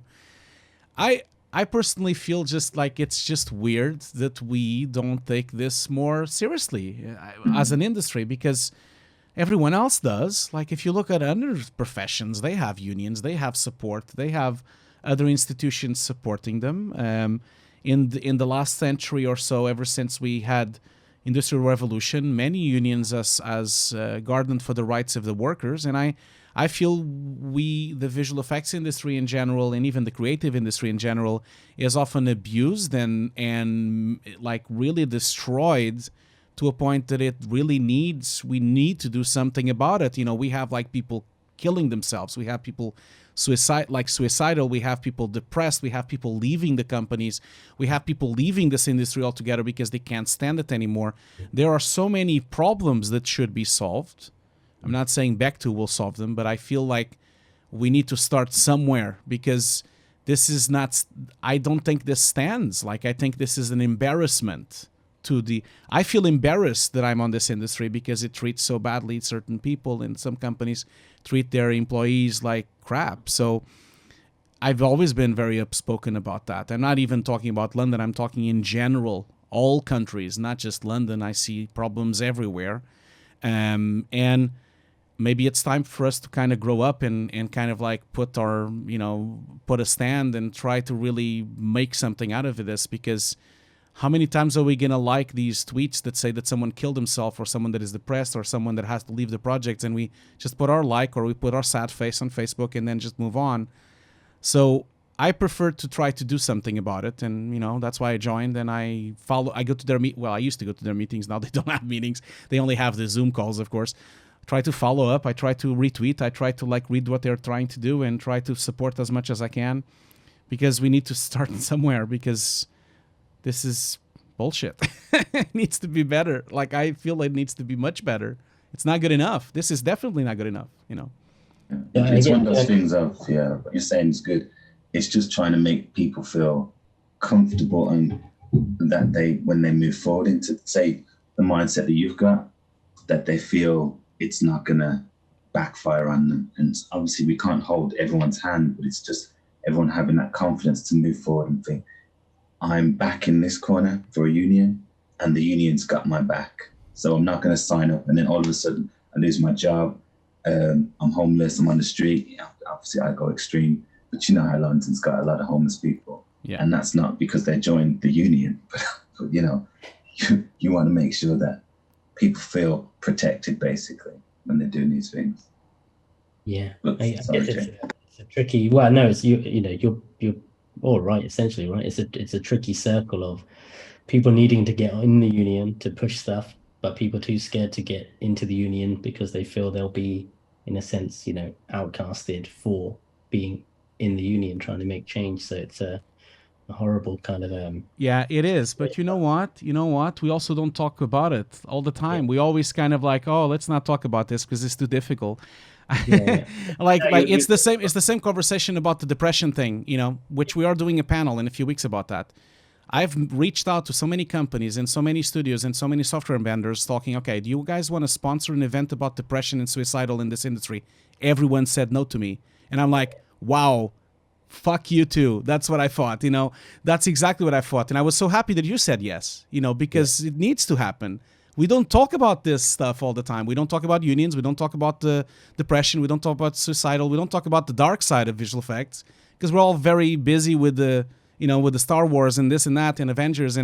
But this is a serious problem that is going to haunt us in a few decades. These things. Yeah, I guess for me, it's the reason I want to do it again is mainly because I always think you need to get in there early. Like you need to tell the people who are coming up that they shouldn't be doing unpaid hours or Exactly. they shouldn't be working to the ground. Exactly. So for me, it's all education. Like that's where it has to start. Because I guess once they start seeing it at a young age, hopefully they'll say no to stuff. If someone says you need to do 24 hours, then they'll say, no, thank you. That's not good for me. Well, that's the thing as well. It's like, for me, I started off in games and did TV for the first near enough 10 years. So when I came to visual effects, I was turned 30, and I didn't realize that people did extreme hours in visual effects. Compared to games, it's very different. Games, you were paid, you did your crunch and everything, but you didn't feel like you were part-time if you didn't do these extra hours after 6. And a lot of the times with visual effects, you felt like, well, one, I didn't understand why you're getting to do extra 3 hours or so at the end of the day, but you're not getting paid for them. You might get a pizza, but then you realize that pizza was, it doesn't, you worked for basically £3 for the extra 3 hours or something like that. It doesn't make sense. So I don't get how, I'm still baffled to this day, actually, how overtime, unpaid overtime in the UK is acceptable. I just don't get it. It's not just the UK. There's a lot of countries that have that as well. Like, it's not just the UK. Baffle as you. Like, this is something that needs to be sorted, but it will never be sorted until we don't talk about it and we don't unionize and we don't really fight for this. Because I want to sound like a socialist rebel here, but it's just so basic, isn't it? Like, I feel like other countries have sorted this out. Like if other countries, if other industries have sorted this out, like, why can't we? Like, is it that difficult? Is it is it like rocket science to solve this out? Let's just mimic what other people have done, what other industries have done in those sense, That's why we have regulations. I always talk to people like saying, if you have an issue, just, maybe, who knows, talk to your MP. Ask him, okay, by the way, this is happening on my like, I work here, it's on your borough. What are you going to do anything about this? And then maybe your MP will help you with something, your local MP, your local politics. If it goes really far, if it really becomes problematic, maybe even speak out to the press. That probably will make them hear it. I just feel like we just need to fight for this because we love it. It's our industry. We love working in this industry. We are taking advantage sometimes. I'm not saying it's all the time. I don't want to be too negative, but sometimes we are taking advantage. I mean, the royal we, like not we specifically, the people in this call, but I feel like we should talk a lot more about the bad parts, not just the good parts. I mean, I love breakdowns. I love, award ceremonies. I love watching visual effects and reading podcasts and reading nice articles on magazines. But where's the other conversation? Why aren't we now not having the other conversation of that side, of the other side of this industry as well? Is it just because we have too many NDAs? Then if we have too many NDAs, then we have too many NDAs. Then we need to solve that so we don't have too many NDAs and we can talk about it. So there's a lot of things here that I think should definitely be more discussed. And because the excuse of saying the industry is too young is dying off quite quickly because it's not that young. Like, it's not that young. It's quite old, actually. It's been around for quite a while. Or I guess even if it's young or old, it's common sense to, if someone's working and they're working, they deserve to be rewarded for doing the work, especially if that film then turns around and makes $1 billion plus. That's another conversation, isn't it? Because that has to do with royalties and the way that this industry works and the way that certain people get a lot of money and some people get nothing. And that, my friend, is another conversation that should happen, and it will probably take decades. But I feel like, yes, we like, especially certain, like, how can we stand with visual effects films taking $1 billion or $2 billion on the box office, and then the company that made them went bankrupt? Like, how can that even happen? And how can companies be struggling? And I understand that the IP is from the studio, but how can we even be dealing with this way? Like, how can the studio actually not care that much? Isn't there a way to make it stronger? Isn't maybe a way that we can negotiate this better? Maybe there's a way we can fight this off, because I definitely think that this is not healthy. It's not going to go anywhere. It's leading us to the precipice, you know, and there will be a bubble. There will be a reckoning at some point that will happen on all of this. You know, I feel that coming, at least, because it's gonna happen when something really serious happens. You know, that's the thing. You know, it's 8 p.m. Obviously, this is getting a bit, you know, juicy now, which unfortunately the reckoning. We are planning to talk about mental health and well-being next month, and Hugo, you'll be on that panel as well. Yeah, I apologize for that. I didn't want to bring the panels to such a dark time. But I am just like itching to talk about these things, because I just feel like panels are too soft. They just talk about stuff that are not that relevant sometimes. So I can only thank you, Jay, for making this happen, because I think these panels are fantastic, and you've done an amazing job with Cave Academy doing these panels and gathering our artists like this, talking about these things, because we've also talked about very tough things on the last panel and the panel before that. So I can just thank you and your institution, Cave Academy, for providing this platform, because it's fantastic.